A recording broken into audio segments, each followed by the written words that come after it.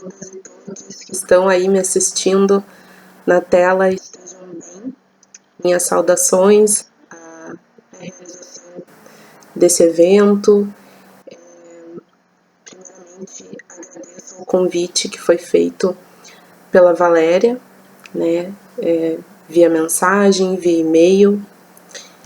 Eu sou a Aline Escobar, sou uma mulher negra com muito orgulho, sou uma pessoa LGBT, faço parte da atual gestão do Conselho Regional de Serviço Social do Rio Grande do Sul e também sou mestranda no programa de pós-graduação em Política Social e Serviço Social da Universidade Federal do Rio Grande do Sul. Agradeço novamente a oportunidade em estar aqui, tendo a minha voz e as minhas reflexões sendo ecoadas e potencializadas. Eu espero poder contribuir, mesmo que brevemente, com algumas reflexões e alguns apontamentos sobre racismo ambiental e serviço social, sem nenhuma pretensão de esgotar o debate, mas espero que seja convidativo para pensarmos juntas, juntos e juntos numa nova ordem societária, numa transformação social benéfica para toda a sociedade. Já que nós completamos recentemente um ano desde a enchente de maio de 2024, infelizmente, de lá para cá, nós não vimos medidas efetivas de mudanças serem tomadas de fato, né, serem concretizadas. Então, acredito que é uma das grandes justificativas desse debate, né, e além desse aspecto regional, a gente precisa de solidariedade de classe com as outras regiões do nosso país que também sofrem com a injustiça ambiental.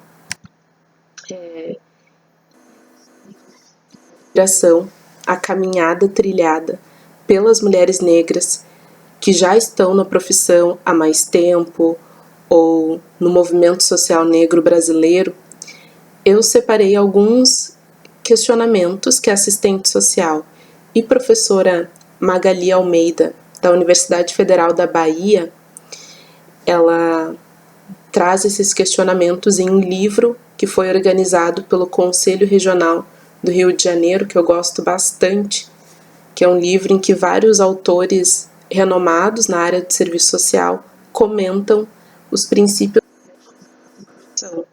E a Magali fala um pouco, dialoga com o combate ao preconceito, à discriminação racial, e ela coloca assim: o que sabemos da história, cultura e reivindicações coletivas dos sujeitos sociais negros, mulheres, indígenas, população LGBT, crianças, idosos, pessoas com deficiência e os legados das religiões não hegemônicas? Sei que é uma pergunta ampla, mas é justamente para nos fazer pensar juntos, juntas e juntos. Da minha parte, eu posso dizer que ainda não sabemos o suficiente, não sabemos tudo o que poderíamos saber, não sabemos a verdadeira história das culturas negras e indígenas, não sabemos de muitas informações valiosas que conferem uma valorização à cultura das populações marginalizadas, como as populações indígenas e negras, que eu venho reforçando, que eu sempre vou fazer esse recorte étnico-racial. Pessoas como a Magali, a professora Magali, têm mais caminhada e acúmulo de sabedoria.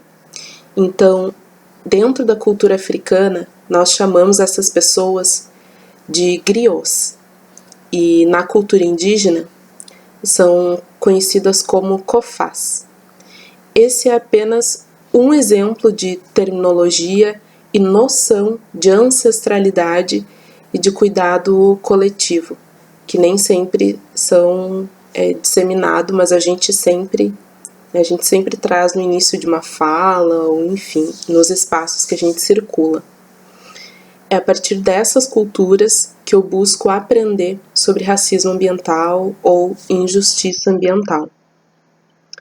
Essas situações que estamos vendo acontecer cada vez mais recorrentemente e agressivamente, né, com uma agressividade do sistema capitalista, como as enchentes, queimadas, deslizamentos de terra, desmatamento, poluição, contaminação, na verdade, são crimes ambientais. Eu reitero que não é culpa das populações que vivem nas periferias ou nas áreas de risco, não é um castigo divino, muito menos é culpa da natureza, como se a natureza fosse uma grande vilã. Dentro desse cenário, nós, assistentes sociais, e vocês, futuros assistentes sociais, nós não somos socorristas, nós somos profissionais que temos um código de ética, nós temos um projeto ético-político que direcionam os nossos processos de trabalho.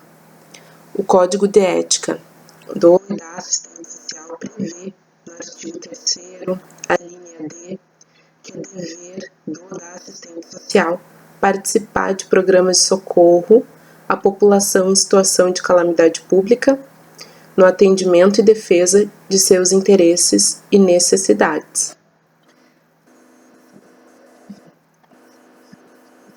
Muito interessantes sobre a questão ambiental, de autoria de Ara Fraga, que é do Ceará, Josiane Soares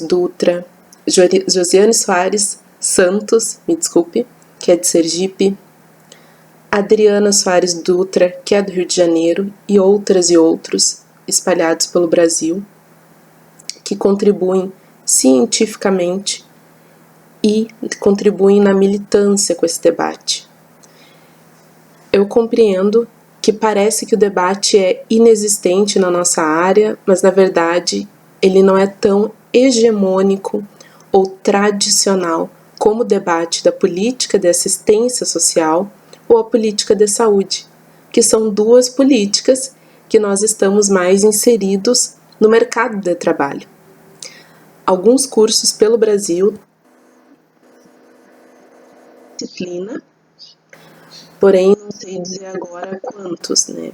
Mas se tem, me atrevo também a pontuar que no âmbito da saúde mental, acabei não falando no início, mas eu também sou especialista em saúde pública e fiz a residência com ênfase na saúde mental.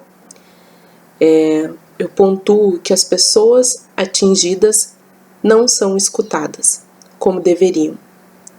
E nós, com certeza, podemos desempenhar um papel de promoção da autonomia e de protagonismo dessas pessoas. A Raquel Gouveia Passos é uma assistente social feminista e antimanicomial do Rio de Janeiro, que eu admiro bastante. Ela tem um texto publicado no Le Monde Diplomatique que fala sobre o quanto a lógica manicomial não se faz presente só em grades ou em paredes brancas de hospitais. A lógica manicomial está presente na negação do sofrimento das pessoas atingidas por desastres. Justamente as pessoas que foram totalmente despidas de tudo que tinham materialmente, mas que é subjetivamente também, porque é uma luta de uma vida inteira adquirir as coisas que a gente coloca dentro de casa. Pessoas retiradas de uma maneira forçada dos seus territórios de convivência comunitária, convivência familiar e de troca de afeto também, né? E principalmente, algo que eu ainda aprendo com a assistente social e professora Maria Helena Elpidio, lá da Universidade Federal do Espírito Santo, que o território está muito além de uma localização geográfica ou somente do chão das políticas sociais. O território também é onde as resistências podem ser criadas. Dando continuidade, aqui na minha colinha, por isso que eu olho às vezes para cá, eu vou reforçar brevemente que o racismo é uma lógica de dominação. Na verdade, o Clóvis Moura, ele tem um artigo também, acho que é na revista Princípios, acho que era da década de 80 essa revista, ele fala que o racismo é uma arma ideológica de dominação. Clóvis Moura foi sociólogo, historiador, um grande intérprete do Brasil, não só da população negra, mas intérprete do Brasil. Em relação à nossa formação sócio-histórica, o racismo propaga uma ideia violenta de supremacia racial que constrói barreiras de acesso ao conhecimento verdadeiro da história do nosso país. As nossas ancestrais nunca foram passivas ou coniventes, muito pelo contrário. Os nossos ancestrais sempre resistiram às mazelas da escravidão. O quilombo sempre foi e é até hoje uma resistência. Está restrita à chibata, à inferioridade. As nossas culturas, cultura negra, cultura indígena, são exemplos de construção de civilização, de matemática, de tecnologias de cuidado à saúde e, primordialmente, a própria vida humana surgiu no continente africano. Os primeiros indícios, primeiros registros, um continente extremamente rico em diversidade cultural. Agora, adentrando mais especificamente no conceito de racismo ambiental, o termo foi criado, cunhado em 1981 por Benjamin Franklin Chaves. Ele era estadunidense e ativista pelos direitos civis. Essa época foi uma época de grande efervescência da reivindicação dos direitos civis no norte global. Então, ele definia o racismo ambiental enquanto a discriminação racial na elaboração de políticas ambientais, aplicação de regulamentos e leis, direcionamento deliberado de comunidades negras para instalações, ele traz como exemplo, de resíduos tóxicos, sanção oficial da presença de venenos e poluentes com risco de vida às comunidades e exclusão de pessoas negras da liderança de movimentos ecológicos. Isso tudo ele viu acontecer.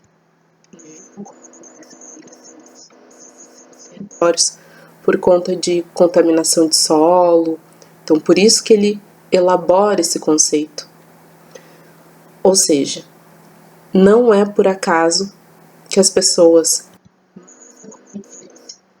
desastres ambientais são as pessoas racializadas e pobres.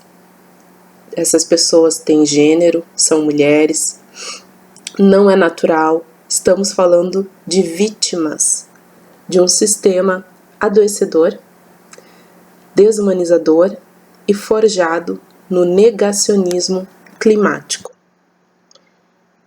Dando continuidade, eu gostaria de deixar algumas sugestões para a gente se mobilizar e seguir trabalhando coletivamente, como o fomento à participação social, o controle social, que é a nossa voz na decisão das políticas públicas e sociais, a interdisciplinariedade, considerar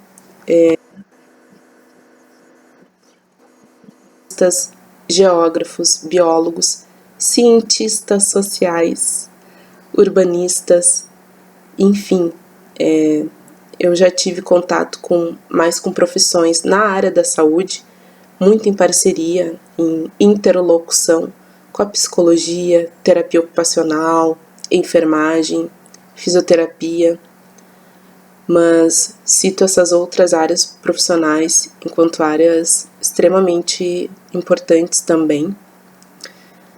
Listei aqui o fortalecimento de redes de apoio, que são os movimentos sociais, os coletivos de ativismo, como o movimento dos atingidos por barragens, movimentos dos trabalhadores sem teto. Conhecer e reconhecer as pesquisas e a produção do conhecimento crítico que se tem sobre territórios ou desastres ambientais. Na nossa área tem pesquisadores e pesquisadoras, mas também nós temos produções enquanto conjunto Cefes-Cres, né? O Conselho Federal de Serviço Social e os conselhos regionais, a gente trata de falar enquanto conjunto porque nós trabalhamos de forma articulada. Então nós temos notas técnicas, resoluções, políticas internas que certamente nós podemos relacionar com esse tema, como a resolução 1054, que versa sobre a vedação de práticas antirracistas, advindas de assistentes sociais. Mas eu também reforço que a luta antirracista não é somente responsabilidade da área de serviço social, né, de todas e todos e todes nós enquanto sociedade, né, em todas as áreas, todas as pessoas. É importante que a gente se sensibilize e não seja conivente com falas e ações de ordem racista. Também sugiro acompanhar audiências públicas, questionar qual é o trabalho que está sendo realizado para avançar nessas pautas, seja na Assembleia Legislativa do Estado do Rio Grande do Sul, no serviço público.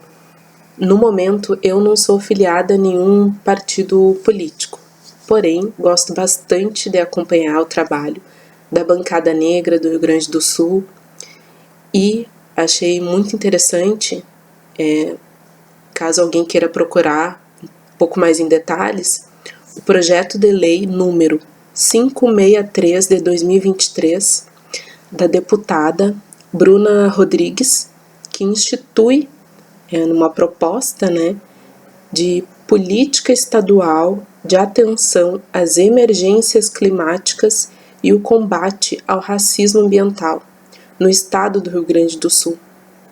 Gente, esse projeto de lei tem princípios, tem objetivos, bem fundamentado, tem proposições concretas de discutir racismo ambiental desde a educação básica, nas escolas, desde o ensino fundamental, médio.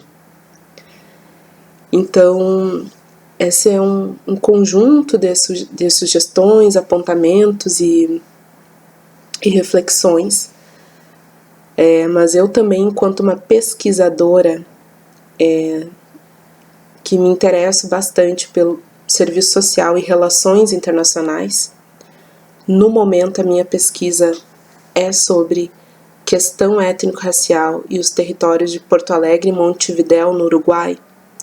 Eu não poderia deixar, não posso me furtar de destacar que não foi somente o povo gaúcho, né, nas enchentes do ano passado, que foram acometidos e acometidas pelas enchentes. Também foram as pessoas migrantes, refugiadas, pessoas de nacionalidades africanas, nacionalidades latino-americanas. Então, tento tomar um cuidado quando a gente se refere a tudo que aconteceu no ano passado. Pessoas de diferentes nacionalidades, gêneros, orientações sexuais e identidades de gênero que ainda estão reconstruindo suas vidas subjetivas e materiais até hoje. Por fim, me encaminhando para o encerramento, eu gostaria de trazer um extrato de uma entrevista que eu gosto bastante, que é a fala de uma mulher indígena chamada Rayane, da etnia Chipaya, que em 2023 ela era estudante de Relações Internacionais na UFSM e ela morava na casa do estudante indígena da UFSM, que até então, até a data da entrevista, era a única casa do estudante indígena do Brasil construída e planejada dentro de uma universidade. Então, extremamente significativo a construção da casa do estudante indígena, a CEI. Então, eu vou reproduzir aqui uma fala dela nessa entrevista.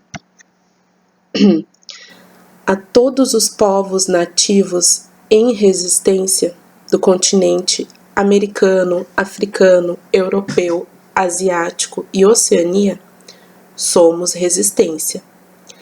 E não garantimos somente nossa existência, pois mesmo compondo menos de 7% da população mundial, de acordo com a Unesco, somos responsáveis por proteger mais de 80% da biodiversidade mundial, garantindo a vida de bilhões de seres vivos, inclusive dos colonizadores ou seus descendentes, inclusive a vida daqueles que nos assassinam diariamente e daqueles que não sabem que ainda existimos. Estamos aqui reescrevendo nossa história, quebrando nossas correntes e nos libertando dos estigmas que nos prendiam em padrões dos outros. Porque a nossa ancestralidade não morre com tiros ou facas, e são os nossos corpos vivos quem são o pulmão do mundo.